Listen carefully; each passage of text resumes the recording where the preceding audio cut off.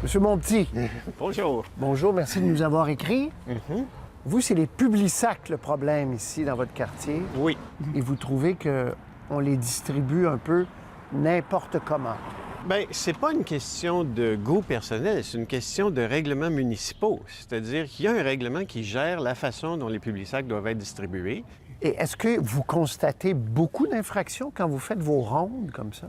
Depuis février, j'en ai trouvé 2985. Combien? 2985 infractions. Bon sang. Ah, tiens, accroché à la... Ça, vous aimez pas ça? Ça, c'est le genre de courroie bleue qui enrobait les ballots de Publisac. Donc, ils ont ouvert un ballot ici, ils ont mis le sac et ils ont laissé la courroie. Vous remarquerez qu'il y a deux types d'autocollants. Celui-ci n'a pas été respecté la semaine dernière. Ça veut dire que depuis une semaine, c'est comme si il y avait un flambeau qui disait « Il n'y a personne de présent à cette adresse-ci ». Ce sont effectivement des Publisac et vous en voyez même un suspendu à l'arbre, là. Et normalement, vous notez, vous. Oui, je note systématiquement tout ce que je trouve. Et est-ce que vous envoyez à la ville? Et j'ai écrit à 4 reprises à Publisac et chaque fois, la compagnie Publisac me disait « On va corriger ça ». Et puis, ça continuait par la suite. Après la 4e fois, je me suis tanné et j'ai déposé une plainte formelle à la ville. Et est-ce que la ville vous répond quelque chose? Je reçois un accusé de réception, comme quoi mon dossier a été confié à la personne appropriée, la division de la voirie, la direction des travaux publics et la division des permis. Alors, j'ai l'impression qu'eux-mêmes ne savent pas comment traiter ce dossier-là.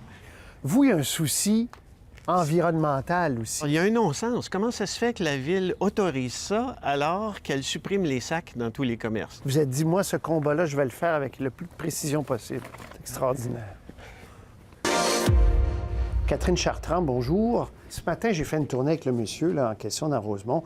Et effectivement, en quelques minutes, j'ai vu une dizaine d'infractions là. Manifestement, ça tourne pas rond. Il y a... Manifestement, évidemment, avec ce que vous nous dites. En fait, on reconnaît que dans certains quartiers plus urbains, récemment, nous avons eu des manquements. Et nous avons mis en place déjà un plan d'action pour améliorer la situation. C'est-à-dire? C'est-à-dire, d'abord, on va accroître la supervision sur le terrain, notamment à Montréal. Et donc, nous allons accroître le nombre de personnes qui sont là pour vérifier le respect des bonnes pratiques de distribution, d'abord. Par la suite, on s'est entendu avec nos distributeurs qu'une rencontre aurait lieu avec tous les camelots dans les secteurs concernés d'ici les 2 prochaines semaines pour leur réitérer les bonnes pratiques de distribution. Merci beaucoup. François Croteau, bonjour. Bonjour. Le nombre de plaintes dans le Vieux-Rosemont, le citoyen qui nous a écrit, c'est hallucinant. Plus de 2000 infractions en une quinzaine de jours. On fait quoi? Mais en fait, c'est un problème important, puis souvent qui est peut-être traité un peu à la légère.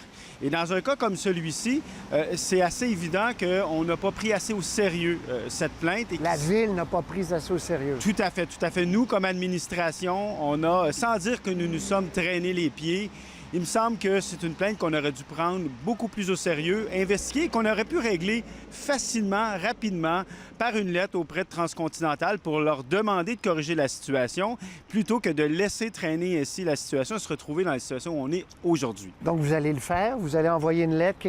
Concrètement, ça veut dire quoi? Tout à fait. Nous, on a demandé à notre administration de demander donc une correction à Transcontinental et personnellement, je vais aussi envoyer une lettre au président pour lui demander de s'assurer de corriger les pratiques. Et répondre aux citoyens qui appellent au 3-1 aussi, là, parce que lui, ça y a pris du temps à avoir des nouvelles de vous, là. Tout à fait. Ça, c'est un problème qu'on doit régler de façon plus générale, je dirais.